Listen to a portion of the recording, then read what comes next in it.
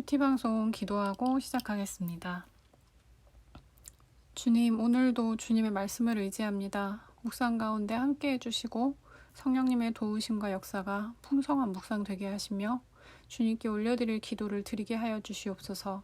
이 시간 끝까지 지켜주시고 방해되는 것들 치워주시기를 예수님의 이름으로 기도드립니다. 아멘. 오늘 말씀은 에스겔서 45장 18절로 46장 12절 우리가 드릴 예배라는 제목의 말씀입니다. 함께 읽어보겠습니다. 여호와께서 이같이 말씀하셨느니라. 첫째 달 초하룻 날에 흠없는 숫송아지 한 마리를 가져다가 성소에서 정결하게 하되 제사장이 그 속죄제 희생 제물의 피를 가져다가 성전 문설주와 제단 아래층 네 모퉁이와 안뜰 문설주에 바를 것이요 그달 7일에도 모든 과실범과 모르고 범죄한 자를 위하여 역시 그렇게 하여 성전을 속죄할지니라. 첫째 달 열 나흔 날에는 유월절을 7일 동안 명절로 지키며 누룩 없는 떡을 먹을 것이라. 그날의 왕은 자기와 이 땅 모든 백성을 위하여 송아지 한 마리를 갖추어 속죄제를 드릴 것이요 또 명절 7일 동안에는 그가 나 여호와를 위하여 번제를 준비하되 곧 이래 동안에 매일 흠없는 숫송아지 7마리와 순양 7마리이며 또 매일 순염소 한 마리를 갖추어 속죄제를 드릴 것이며 또 소죄를 갖추되 숫송아리 한 마리에는 밀가루 한 에바요 순양 한 마리에도 한 에바이며 밀가루 한 에바에는 기름 한 흰씩이며 일곱째 달 15째 날에 7일 동안 명절을 지켜 속죄제와 번제며 그 밀가루와 기름을 드릴지니라. 주 여호와께서 이같이 말씀하셨느니라. 안뜰 동쪽을 향한 문은 일하는 여섯 동안에는 닫되 안식일에는 열며 초하루에도 열고 군주는 바깥문 현관을 통하여 들어와서 문벽 곁에 서고 제사장은 그를 위하여 번제와 감사제를 드릴 것이요 군주는 문 통로에서 예배한 후에 밖으로 나가고 그 문은 저녁까지 닫지 말 것이며 이 땅 백성도 안식일과 초하루에 이 문 입구에서 나 여호와 앞에 예배할 것이며 안식일에 군주가 여호와께 드릴 번제는 흠 없는 어린 양 6마리와 흠 없는 순양 한 마리라. 그 소제는 순양 하나에는 밀가루 한 에바요 모든 어린 양에는 그 힘대로 할 것이며 밀가루 한 에바에는 기름 한 흰씩이니라. 초하루에는 흠없는 숫송아지 한 마리와 어린 양 6마리와 순양 한 마리를 드리되 모두 흠없는 것으로 할 것이며 또 소제를 준비하되 숫송아지에는 밀가루 한 에바요 순양에도 밀가루 한 에바며 모든 어린 양에는 그 힘대로 할 것이요 밀가루 한 에바에는 기름 한 흰씩이며 군주가 올 때에는 이 문 현관을 통하여 들어오고 나갈 때에도 그리할지니라. 그러나 모든 정한 절기에 이 땅 백성이 나 여호와 앞에 나아올 때에는 북문으로 들어와서 경배하는 자는 남문으로 나가고 남문으로 들어오는 자는 북문으로 나갈지라. 들어온 문으로 도로 나가지 말고 그 몸이 앞으로 향한 대로 나갈지며 군주가 무리 가운데 있어서 그들이 들어올 때에 들어오고 그들이 나갈 때에 나갈지니라.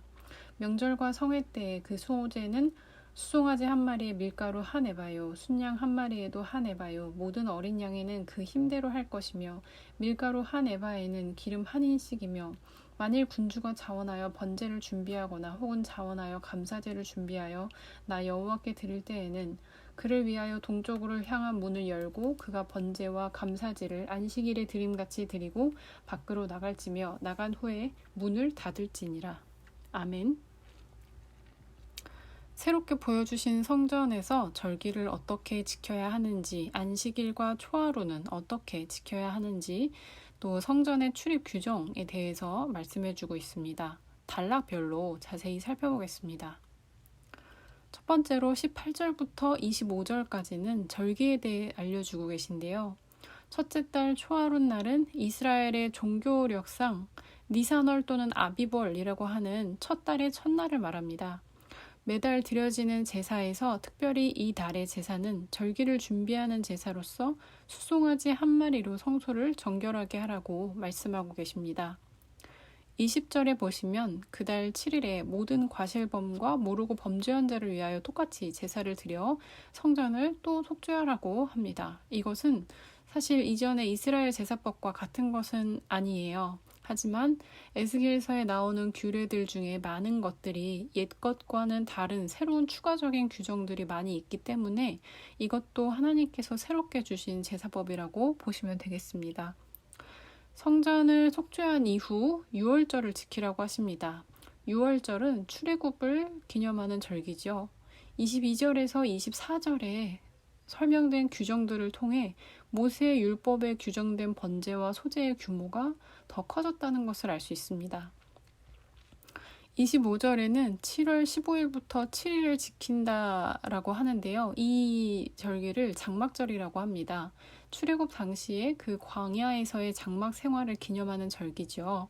그런데 이 구절에서 장막절이란 명칭을 사용하지 않은 것은 이 절기를 지키던 옛 방식이 회복될 새 이스라엘에서는 시행되지 않을 것을 알려준다고 합니다. 원래 장막절에서는 7일간 초막을 짓고 그 안에서 생활을 했었죠. 이 외에 원래 이스라엘이 지키던 77절, 나팔절, 속죄일 등이 생략된 것은 회복될 새 이스라엘에서는 오늘 말씀에 언급된 절기만을 준수하게 될 것을 암시합니다. 더욱이 본문의 절기가 모두 7이라는 완전수로 이루어져 있다는 점에서 이 도래할 새 이스라엘의 온전함을 또 보여준다고 할 수 있습니다. 그러나 새 이스라엘을 보여주셨다고 해서 에스겔이 살던 시대의 현실이 바뀌는 것은 아닙니다. 이스라엘의 죄로 인해 나라가 망했고 무너지지 않을 거라고 확신하던 성전은 무너졌습니다. 하나님께서 에스겔에게 하고자 하신 말씀은 이 새 성전을 받을 자는 가장 먼저 자기의 죄를 해결하고 거룩을 회복하라는 것입니다. 오늘날 예수님을 믿음으로 하나님이 내주하시는 성전 자체인 우리에게도 하나님께서 같은 말씀을 주십니다. 우리의 현실은 변하지 않아서 여전히 세상은 악하고 우리에게 참 다다다난한 일이 끊이지 않지만 이렇게 새 이스라엘의 모습을 보여주시며 우리에게도 동일하게 거룩을 추구하라고 말씀하고 계십니다. 그래서 우리가 오늘 묵상을 해볼 것은 나라는 성전을 더욱 정결하게 하기 위해 하나님께 고백하고 끊어야 할 죄악이 무엇인지에 대해서입니다. 이것은 우리가 성화라고 하는 것, 구원을 완성하는 것, 천국 백성에 합당한 모습으로 변화되어가는 과정 속에서 하나님 앞에 질문해봐야 하는 것입니다. 그리고 우리 자신을 정결하게 하고자 악을 끊어낼 때에 우리가 믿을 바는 우리는 예수님의 부활의 능력을 힘입어 그것을 끊어낼 수 있다는 믿음입니다. 성도는 이미 부활의 능력을 손에 쥐고 사는 사람입니다. 이 사실을 믿음으로 오늘 오랫동안 여러분을 붙들고 있던 그 죄악을 끊어내시는 날이 되시길 바랍니다. 두 번째 단락을 보겠습니다. 46장으로 넘어가서 1절부터 8절까지 안식일과 초하루 제사에 대한 규례를 주십니다. 안뜰 동쪽의 문은 안식일과 초하루에 군주, 왕이 제사를 드릴 수 있도록 저녁 때까지 열려 있다고 합니다. 이 새 성전에서는 이전의 성전과 다르게 왕이 안뜰에 들어갈 수가 없고 문의 통로에서 예배할 수 있다고 합니다. 이제는 왕이라 할지라도 성전의 그 엄중한 규칙을 준수해야 함을 말하고 있는 것이죠. 반면에 백성은 문 입구에 머물러서 예배를 드리므로 왕과 백성의 위상의 차이를 두고 있습니다. 4절에서 6절에 안식일과 초하루의 예물 규정을 보시면요. 모세의 율법과 비교하면 안식일 예물은 현저히 증가한 반면 초하루 예물은 현저히 감소한 것을 알 수 있습니다. 성소 안뜰에 있는 동쪽을 향한 문이 엿새 동안 닫혀 있다가 안식일과 초하루에 열리는 것은 하나님께서 왕과 백성의 예배를 받으시고 그들과 교제하신다는 의미가 있습니다. 하지만 그렇다고 해서 그날에만 예배를 드린다거나 그날에만 하나님이 백성들과 교제하신다는 것은 아니겠죠. 오늘날 이 말씀을 적절히 적용한다고 할 때는 안식일을 거룩히 지키라는 하나님의 명령을 우리가 어떤 모습으로 수행하고 있는지 우리 자신을 살펴보아야 할 것입니다.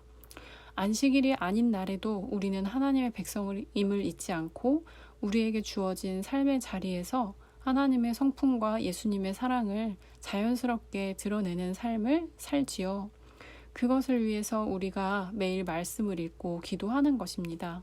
그리고 일주일에 하루 영육의 휴식과 하나님께 마음을 다해 예배드리기 위해 우리는 안식일을 지킵니다. 이 안식일, 주일을 하나님이 기뻐하시는 모습으로 지키고 있는지 또 그렇게 지키기 위해서 우리가 다른 평일은 어떻게 지내는지 돌아보는 시간을 이 시간 가져보길 바랍니다. 우리는 무엇을 기대하며 주일을 맞이하고 있나요? 우리는 주일 성수를 그 의미에 맞게 목숨을 다해 지켜내고 있나요?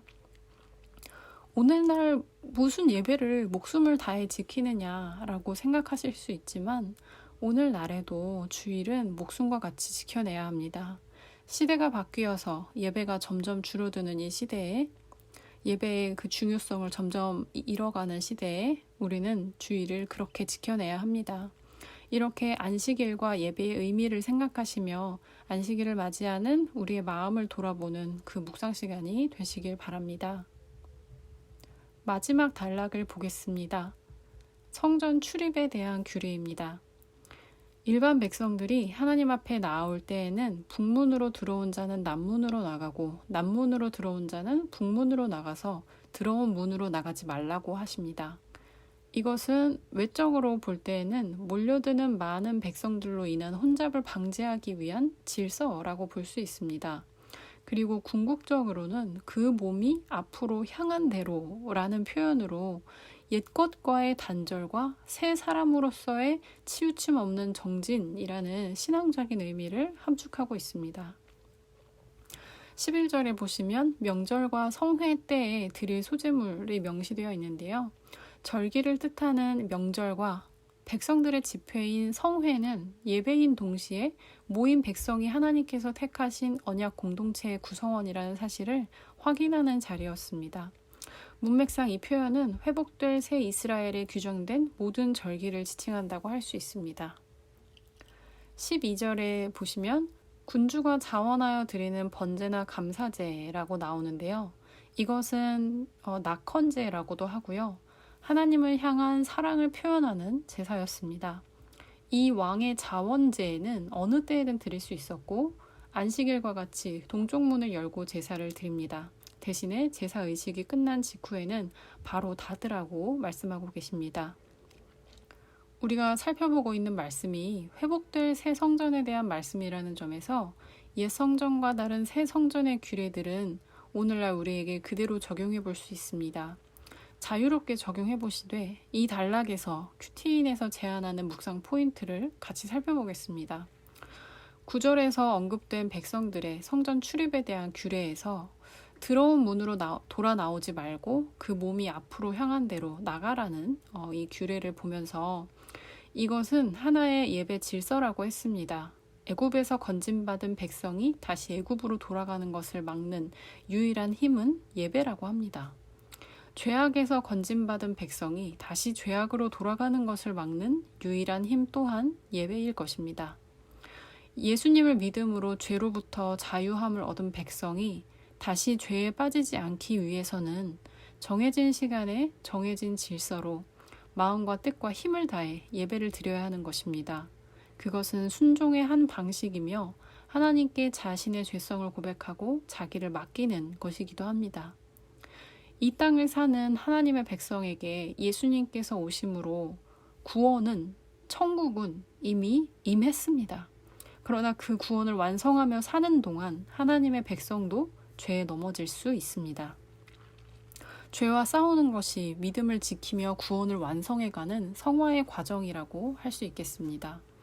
여러분의 믿음의 여정을 생각해 보실 때 하나님의 백성으로서 내가 싸워가고 있는 나의 죄는 무엇인지 이 시간 생각해 보시면 좋겠습니다. 그것이 내가 돌아가려 하는 애굽이라고 할 수 있습니다. 그것은 여러분의 믿음의 여정에서 오랫동안 여러분의 발목을 잡고 있을 수도 있습니다.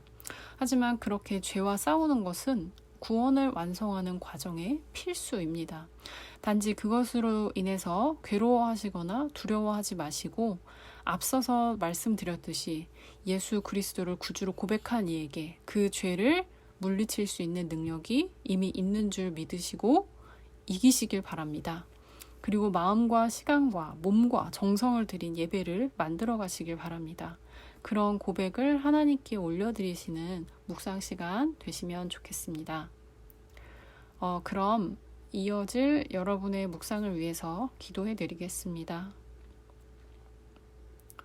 주님, 에스겔의 말씀을 통해 새 성전에서 드려질 예배란 어떤 것인지를 알게 되었습니다. 그 예배는 정해주신 질서와 규례를 따라 드려지며 모든 백성들이 안식일과 초하루를 구별하여 지킴으로 드리는 예배였습니다. 그리고 무엇보다 먼저 성전을 거룩하게 함으로 예배가 시작되게 하라고 주님께서 말씀하셨습니다. 그래서 오늘 우리를 주님 앞에 거룩하게 속죄할 수 있기를 기도합니다. 그리고 매일을 그렇게 주님께 거룩하게 올려드릴 수 있기를 또한 기도합니다. 말씀으로 깨닫게 해주시는 것을 붙잡아 묵상하고 주님께 기도드릴 때 주님께서 기뻐 받아주시고 순종의 열매를 맺게 하여 주시고 그 기쁨으로 오늘을 살게 하여 주시옵소서. 감사드리며 예수님의 이름으로 기도드립니다. 아멘.